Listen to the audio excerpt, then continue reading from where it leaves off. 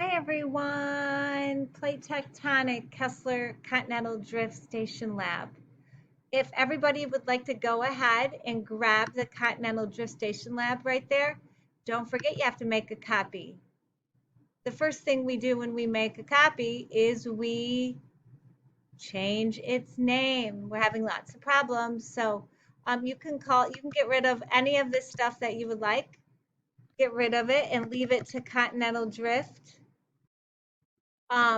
Theory Lab.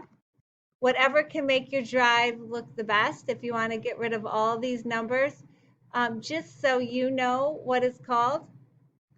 There we go. So Continental Drift. Okay. So today we're going to learn about Alfred Wagner and the man who kind of was the first one to uncover continental drift.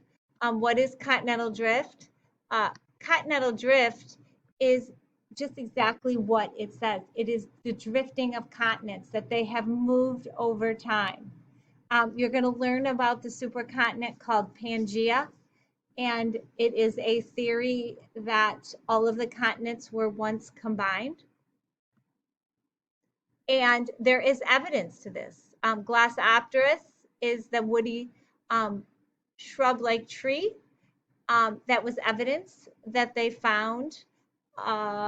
There is going to be geological evidence that they had found, fossil evidence. There's going to be dinosaur evidence, and you're going to look at all the evidence today and why they thought that continental drift was there.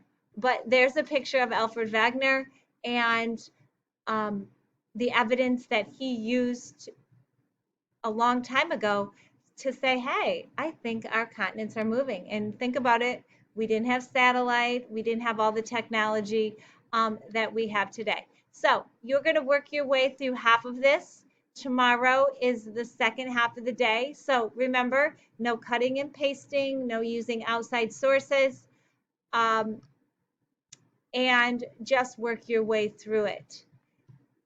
So that's all for today. Goodbye.